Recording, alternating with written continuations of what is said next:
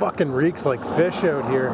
Well, it's 6:45, gonna be 7 p.m. by the time I go in, and that means that we've already killed 3 hours of the shift. Lovely. Just realized there's a minivan across the street for sale. Looks like it's one of those Honda Odysseys that you guys all like. Doesn't look, looks like it just has a phone number on the thing, but yep, and it belongs to Earl Fugga. Earl Fugga.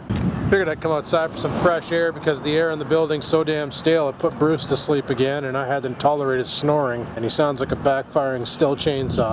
Shit you not.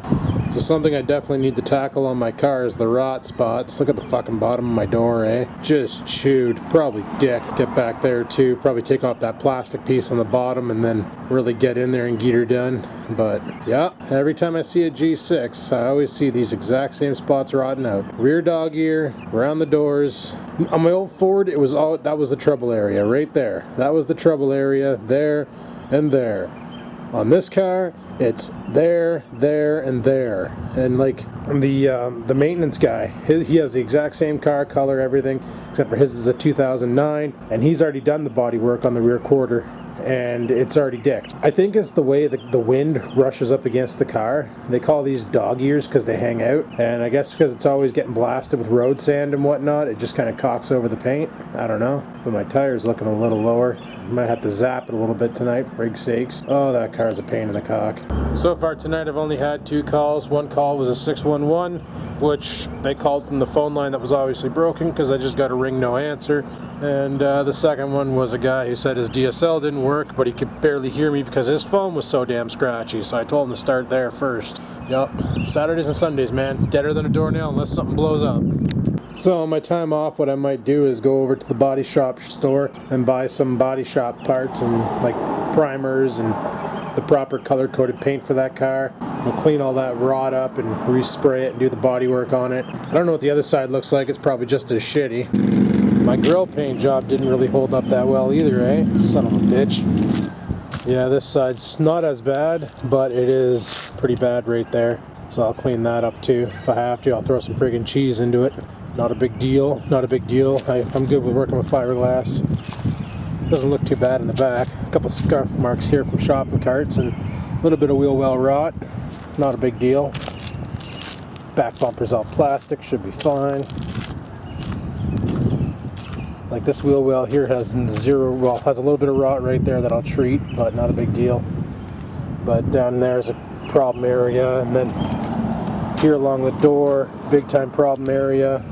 I don't know why this side got so dipped and the other side didn't. That doesn't make sense. And you can see, like you see how the paint kind of divides? That's supposed to be like a rust protector. That didn't do its job. Frig sakes. Ah well.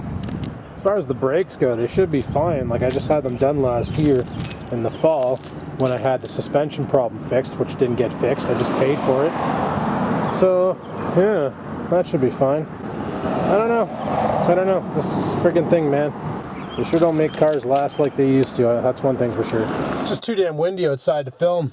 Probably cocked over the first half of this part, but anyway. Tonight I plan on going home and making my rice up. I made the rice last night and I let it cool, and by doing that it basically becomes harder. It's not all sticky rice and stuff. And I tried a different method of making the rice. I tried Bruce's method. Basically, I used to put 2 cups of water to 1 cup of rice, and he told me to put just enough water in the rice cooker so that it comes like an inch, maybe not even an inch, like a half an inch above the rice. And then you turn on your rice cooker and walk away. When you come back, you'll get white, fluffy rice. And then by putting it in the fridge, it basically causes it all to stiffen up, and it turns it into like this really nice rice to work with if you're making like the egg and rice like I like to do, or if you're doing anything else, you have that option. But if you're making sushi, you want fluffy rice. You want fluffy, sticky rice. You obviously want it cool when you're rolling it, but you want fluffy, sticky rice, so that's why you do it that way. But yeah, Adrian and I were talking on Friday about maybe taking the mini bikes out to a trail up to the pipeline or something this coming week, because we're both itching to ride like a son of a bitch. Like we're just dying. Oh, friggin' Mustang. Anyway, we were dying to get out. There was a Fox body and the hood was all brown and rusted. That's why I called it a Mustang. But yeah, we're dying to get out there and just totally rock the trails, eh? And I'm just thinking like Chisholm trails where we went last year, they wouldn't be ready yet because it's been warm, but unless direct sunlight smashing in the snow, they won't be dried up or anything. So they'll be pretty slippery and sloppy, and we'll end up just destroying our bikes and probably ourselves. So getting wrecked on a mini bike, but I don't want to die. So I figured I'd come outside, get a little vlogging. Probably gonna get bitched out by my boss tomorrow about who was outside with a camera talking to it again, because I just saw some people walk by and look at me weird, and they're probably gonna rat me out because that's what North Bay population does. They just genuinely rat people out when they see something out of the norm because they have a problem with that. Like everything's gotta be fucking to their liking. Everybody's gotta do the same, wear the same, be the same, act the same, blah blah blah, was a bling bling. I can't freaking do that. I can't act like everybody else. I'm too different for that kind of nonsense, frig sakes. That's why I talk to a camera. And the only reason why I'm sitting in my car right now is because it's too damn windy outside and it probably cocked over the audio big times. I looked at getting the sock upgrade, the beard attachment if you will, but it won't work on this mic because of where the mic placement is, and it would end up just getting torn off accidentally anyway, so frig it. We'll just find different ways to record audio when it's windy out. It is what it is. Anywho, I should probably head her back inside shortly. Bruce is going to be going on lunch there in about 15-20 minutes. I'm going to be running the show by myself, which is fine because there's no show to run. It's freaking dead in there. Still don't understand why we're here on weekends. You know, really don't. Really don't. You know, it's fine. It feels like I work 3 days a week because Monday, Tuesdays, and Wednesdays are usually somewhat busy. Saturdays and Sundays, dead. Like deader than a doornail. And like next Thursday and Friday, Bruce is on vacation and the boss is not aware of this, and I'm not going to notify him. It's pretty funny, right? I'm not going to notify him again. And on Thursday and Friday, that means the guy who works with me on Tuesdays and Wednesdays, he's going to be alone Thursdays and Fridays. It's going to be hilarious. He's going to be fucking livid. And you know what? I'm not telling nobody. I told Bruce, I'm like, shut up about it. It's not your job to notify them that you're going on vacation. You already did your job. So let's see how this pans out. And he's like, good call. I'm like, you know, it's not going to hurt you. It's not like they're going to call you and say, listen, you got to come in, because he's leaving town. He's going to visit his daughter. So it's like, we need you to come in, bud. Your vacations have been revoked. Sorry, bud. I'm like 5 hours out of town. Nothing I can do. Sorry, find someone else. Hell, maybe I'll get some overtime. Get some extra cash tossed into this car before I go on vacation. That'd be all right. And then maybe then I can afford to go to Blokes. I'll talk to you guys in a bit. Peace the frig out. Still smells like fucking fish out here. Oh, now it smells like shit. Well, it's definitely a nice night out. Sun's going down. Got a nice little sunset happening. Some chemtrails in the air. Yeah, pretty good night. Pretty good night. Indeed. This has been bothering me since I came in, and I forgot to look at it on my last break. What the hell is this? Looks like one of Dad's old hamburger patties. Oh no. It's a piece of road of asphalt that got ripped out somewhere and dragged in and dropped here. Lovely. Oh, I got the shits.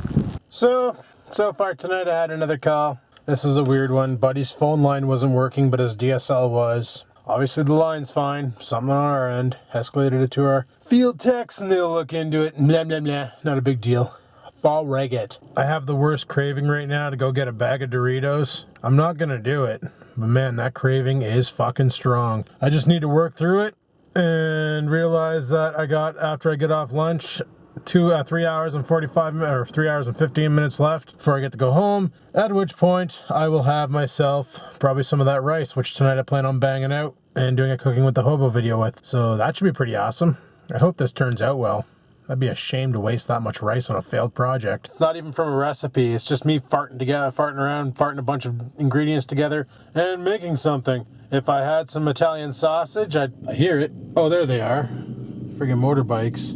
Oh, it's a whole crew of them. Like 5 of them. 4 like cruisers and 1 speed bike. Hey, frig yeah. Oh, the things I do when I get bored. Which upstairs I'm really bored. Holy crap, like there's nothing going on tonight.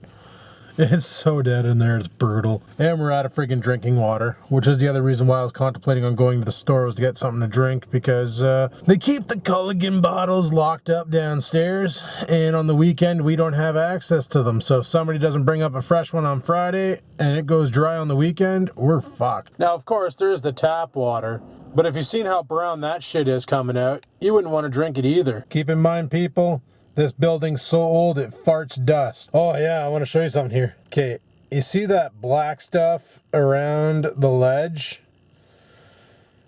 Especially right there, and, well, it's not paint chipping off. What that is, it's a buildup of the fumes from the trains over there idling, and the wind carries it over, and it for some reason sticks to the building. It's pretty bad along this side. It's really bad along that side over there. Like if you look across the front fascia or the back fascia, or whatever the frig fascia that is, it's really built up there.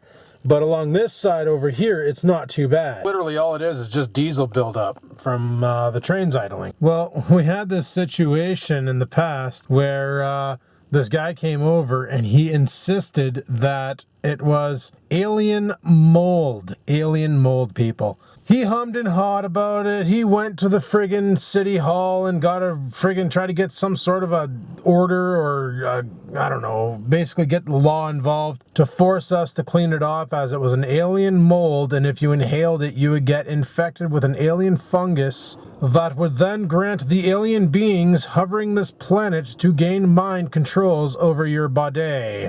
I shit you not, this is a real story. This happened back in 2012. Yes, 2012. It was the year that they canceled, or that they announced this building was for, or the company was for sale, and that was in 2012. I think I already talked about this story though. This sounds familiar, like I already talked to you guys about this back then. I just thought it was hilarious because like we get that cleaned. We get every year, like in May, all the scaffolding will be back. I'll probably do another friggin' Angry Birds thing, you know, whatnot, whatever.